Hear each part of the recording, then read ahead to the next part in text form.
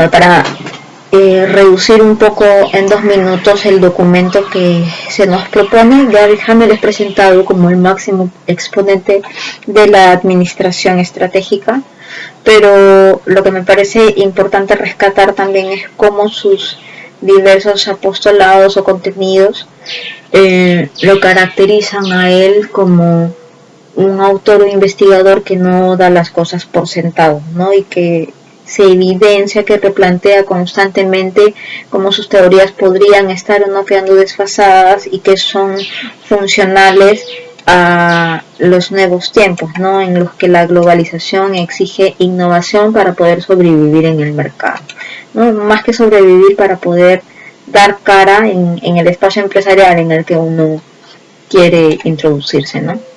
Entonces, dentro de las propuestas teóricas que él hace, de las 6 o 7 que propone el documento, hice unos pequeños resúmenes de lo que me llama más la atención de cada una, ¿no? Por ejemplo, en el caso de la primera propuesta, en el que se buscan oportunidades a partir de lo que la empresa puede hacer, de lo que sabe hacer o de lo que quiere hacer, me parece genial cómo esta primera propuesta que él hace, obviamente desde un análisis más concienzudo de lo que es el ejercicio de una empresa, que yo asumo esto todo ha sido desde sus propias experiencias empresariales, cómo le da origen o paso a otras apuestas o a otras propuestas de otros investigadores que los ha obligado también, ¿no?, a hacer análisis más específicos.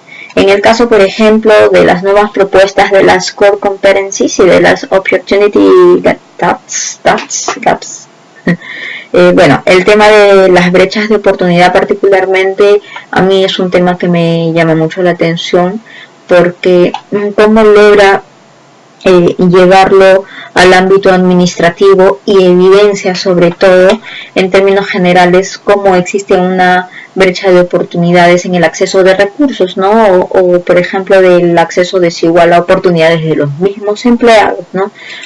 Por diferentes situaciones que ocurran, ¿no? O sea, no solo se evidencia por los clásicos, por ejemplo, no sé, pues términos de discriminación por enfoque de género o interculturales o de orientación sexual o whatever. O sea, no es solo por un tema competencial o meritocrático, sino son varios factores que generan al final esta brecha de oportunidades, ¿no?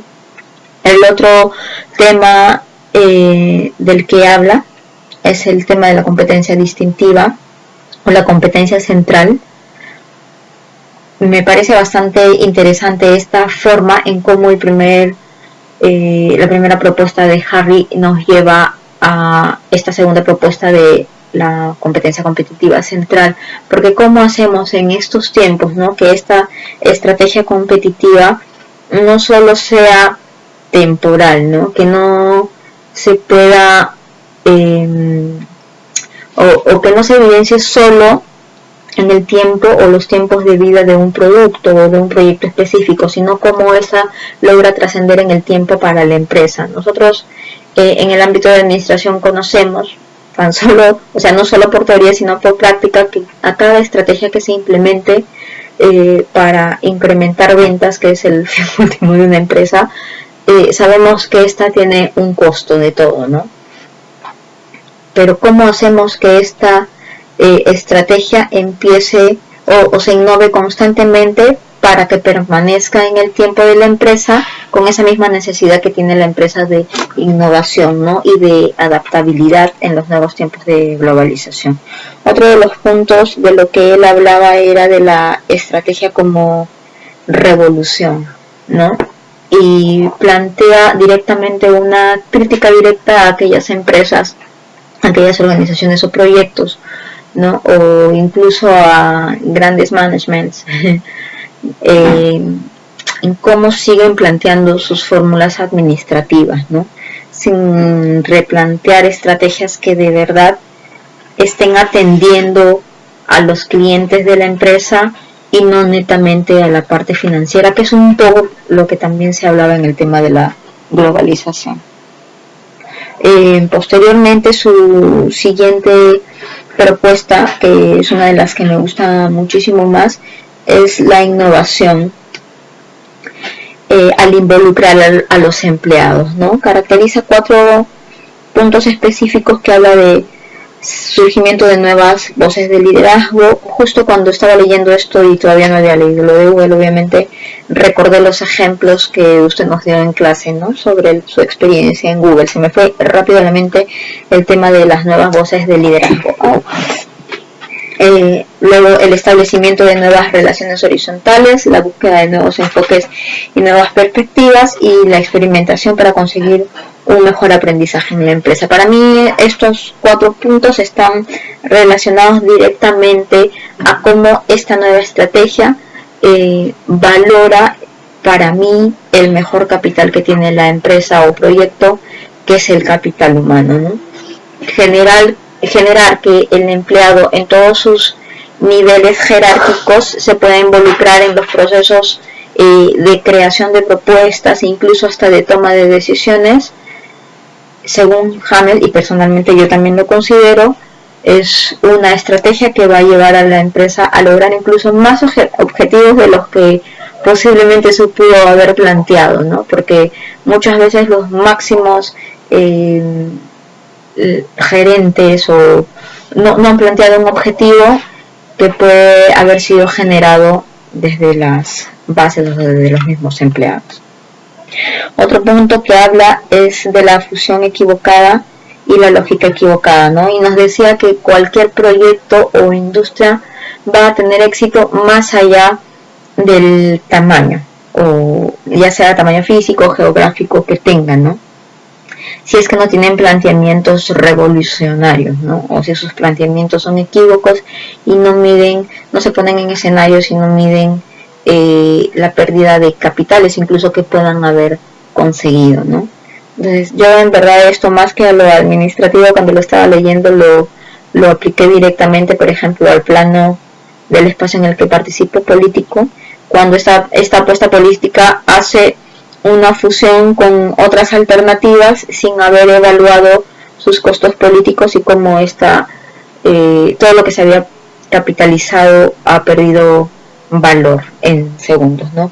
Específicamente el documento habla sobre, por ejemplo, la experiencia, o habla del cross-selling, que para el autor, que para Garry en verdad el cross-selling vendría a ser solo una estrategia de producto, pero particularmente, por ejemplo, para mí, si comparo, no sé, la estrategia de Amazon con la de Google, yo considero que sí, la de Google ha ido más allá que un cross-selling, ¿no? O sea, el tema de la absorción, el tema de la venta cruzada, de la fusión, o sea, han sido muchas estrategias ahí que han transversalizado, y a mí me parece que Google, pues hasta ahorita, o sea, para mí se la pelea con Apple, a pesar de que tengan mercados o core diferenciados, ¿no? En sus propuestas respecto al Internet, cuando habla de la cooperación electrónica como un nuevo orden industrial, y cuando habla, por ejemplo, de la innovación estratégica y la búsqueda de valor, a mí me gusta mucho cómo el documento nos plantea que estas propuestas, a raíz del ingreso del Internet y de la democratización también de este acceso, cómo va a vincular, por ejemplo, esta revolución que se ha generado en la compra como nuevos espacios de socialización, y se vinculan a conceptos radicales de estrategia, ¿no? Y estos conceptos también tienen otra vinculación con nuevas fundamentaciones. Por ejemplo, ellos hablaban específicamente de emergencia, autoorganización, cognición, aprendizaje organizativo, etcétera.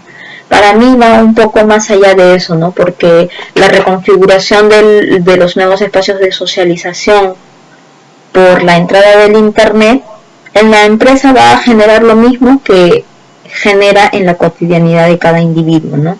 Y si nosotros, en relación, por ejemplo, a nuestro desarrollo de socialización en un espacio físico, teníamos para, por ejemplo, generar una buena socialización, que haber desarrollado habilidades blandas y duras, las hard skills que se les llaman, cómo nosotros hacemos para toda esta forma en que nos comunicábamos, las reconfiguramos en un nuevo espacio, ¿no? Y cómo las empresas se adaptan o innovan para recibir esa nueva reconfiguración. Si sabemos que además de las características que se tengan, por ejemplo, del tema de la ubicuidad y la temporalidad, que son obviamente ventajas completamente competitivas que se le genera a un nuevo negocio cuando entra al e-commerce, ¿cómo hacemos, por ejemplo, con el tema de lo impersonal que podría ser la red social, ¿no? Y cómo la empresa va a generar alguna estrategia para poder entender lo que quiere el cliente, ¿no? Más adelante se hablaba, por ejemplo, en la parte en que estos elementos cómo aportan a las nuevas compras. Y por ejemplo, hablaba de que la compra va a ser ahora, digamos, de alguna manera batuteada por el consumidor. Yo creo que ahí falta un poco mirar. Ahora, si tomamos por ejemplo el caso de Facebook, ¿no? Que estas continuas repeticiones de cierta programación o propaganda que ya todos sabemos que se generan a raíz de los algoritmos por el tipo de uso que le pueda dar un cliente, entonces esto a mí me remite a que la compra no va a estar siendo dirigida por el mismo consumidor, sino que ahora son las empresas que sin ética ya generan un excesivo uso de las redes para a veces pasar límites, ¿no? Yo sé que es un tema compartido entre consumidor y empresa, pero igual ahí yo me remito a lo ético y lo moral o a la responsabilidad que tenemos como administradores, ¿no? Otro de los puntos que hablaba era de cómo se lidera esta revolución, ¿no? Las ventajas que representa el desarrollo tecnológico para el futuro de las organizaciones. Ya eso es un poco repetir lo que veníamos hablando, cómo como empresas vamos a tener la capacidad. Si se hablaba también, el documento hablaba que no son siempre los que gerencian los que dan estas ideas de innovación para generar que la empresa tome nuevos caminos ante esta nueva reconfiguración de capitales, ¿no? O de la forma en cómo los capitales se van planteando. Bueno, básicamente esto es lo de la propuesta de Gary respecto al tema de Google y caso de innovación en administración, particularmente cuando habla, por ejemplo, que algunos autores atribuyen que el desempeño de la organización no es un modelo operativo ni un modelo empresarial, sino un modelo administrativo. Puede causar de repente para algunos un poco de confusión, pero sí, yo apuesto un poco por eso, ¿no? Para mí la administración y el marketing como tal requiere de una mirada bastante amplia, ¿no? De cada uno de los procesos. No se termina de comprender, por ejemplo, que es un proceso sistémico, pero que no es independiente en temas transversales, ¿no? Por ejemplo, yo no puedo, si bien es cierto, tengo que hacer inicialmente un estudio de mercado antes de plantear presupuestos, igual el tema transversal que me podría a mí tocar ahí es el recurso humano, ¿no? Que lo voy a requerir en todas las áreas. Entonces, como administrador y analista de mercado, tengo que mirar un poco más allá, ¿no? No solo un ejercicio específico de un proceso, sino que cuando estoy generando cada uno de mis procesos, tener en cuenta que hay elementos que van a necesitar no algo operativo sistémico ni un modelo específico empresarial, sino toda una transversalización de enfoques. Me gusta en ese sentido cómo Google ha logrado innovar de manera administrativa, ¿no? Porque como hablaba el documento, no se rige a la clásica estructura de repente de un planeamiento estratégico que ya conocemos, misión, visión, estrategias, actividades, objetivos, qué sé yo, sino que ha utilizado la misma estructura de lo que plantea esta coyuntura que vendría a ser la plataforma o la arquitectura digital para generar sus procesos de administración, ¿no? Involucrando sobre todo al empleado y generando también beneficios que sobrepasan a veces lo que el empleado, esa frase que tienen, que los beneficios se van a más o menos a igualar a las propuestas, me parece bastante, de cada uno de los empleados me parece bastante interesante. Entonces nosotros no sabemos qué va a pasar de acá a 10 años o de repente mañana, ¿no? Se supone que con el internet, no se supone, sino se evidencia que en estos últimos 10 años han pasado muchísimos más cambios, más revoluciones que en los últimos 100, ¿no? Y sabemos que es por la democratización del internet.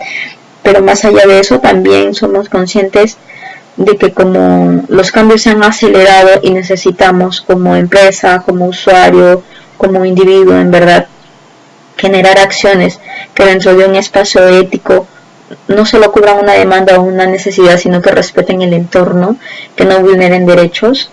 A mí me parece muy genial como Google ha podido replantearse, ¿no? Y por eso como está llevando, digamos, la batuta en varios espacios, comerciales. Bueno, eso sería todo en relación a mi análisis del documento.